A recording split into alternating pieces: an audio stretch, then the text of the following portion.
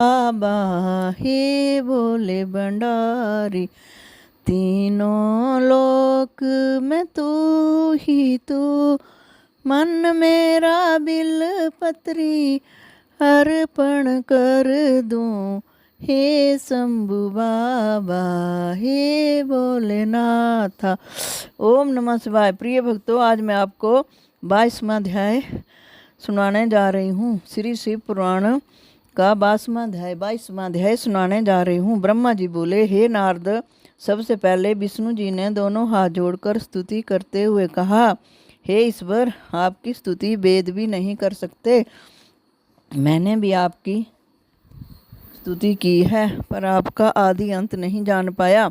फिर इसी प्रकार देवता, उपदेवता, गण आदि सबने अपनी अपनी बुद्धि के अनुसार अत्यंत विस्तार पूर्वक स्तुति की। सबने खड़े होकर एक स्वर से प्रसन्नता प्रकट की। तब शिवजी सबकी प्रीति देखकर अत्यंत प्रसन्न हुए। शंकर जी यह देखकर अति प्रसन्न होकर बोले, तुम सब लोगों की जो भी इच्छा हो उसे प्रकट करो, मैं उसकी पूर्ति करूँगा। यह सुन सब हाथ जोड़कर बोले, हे प्रभु, आपके वचनों से ही हम तृप्त हो गए, हमारे सब क्लेश दूर हो गए। इसके अतिरिक्त अब और कौन सी वस्तु है जिसको हम आपसे मांगें? आपसे क्या छिपा है? फिर भी हम सब की एक इच्छा है कि हम सब सदा आपकी भक्ति में लिप्त रहें तथा आपके चरणों की इच्छा किया करें। हमको कोई भय नहीं हो और आप हमारे सब अपराध क्षमा करें। जब दानव हमारा अपमान करें उस समय हमारे दुखों को दूर करें। सब लोग इतना कहकर चुप हो गए। तब शिवजी सबका अभयदान देकर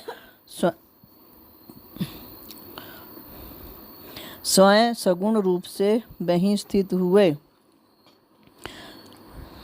फिर सबको समझाकर वहाँ से विदा कर दिया।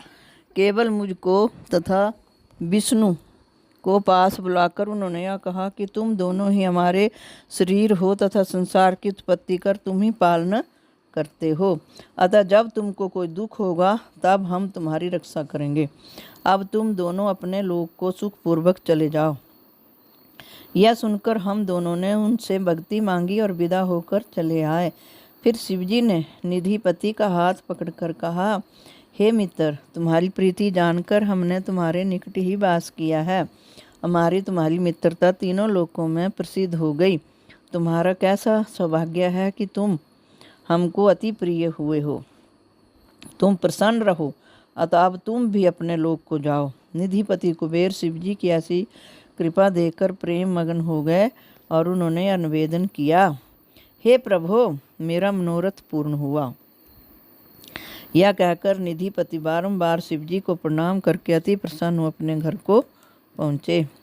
इसके पश्चात शिवजी उसी कैलाश पर्वत पर आनंद पूर्वक वास करने लगे।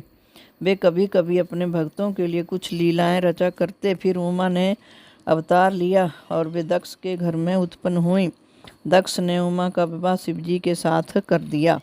शिवजी उमा के साथ भक्तों के हित के लिए लीलाएं करने लगे। लीलाएं करने लगे शिव भगवान। ब्रह्मा जी बोले, हे नारद, मैंने तुम्हें शिव अवतार तथा शिवजी के कैलाश जाने तक का वर्णन सुनाया।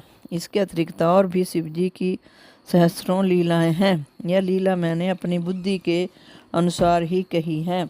शिवजी की कथा अत्यंत पवित्र है, जिसके सुनने से बड़े बड़े पाप नष्ट हो जाते हैं। जो इसका स्मरण करता है, इसके समस्त शोक तथा दुख नष्ट हो जाते हैं। जो मनुष्य शिव प्रीति से युक्त होकर इस कथा का पाठ करेगा, उसको धन तथा संतान की प्राप्ति होगी। इति श्री शिव पुराण उत्तराखंडे भाषायां ब्रह्मा नारद संवादे प्रथम खंड समाप्ता। ओम नमः शिवाय, ओम नमः शिवाय, ओम नमः शिवाय।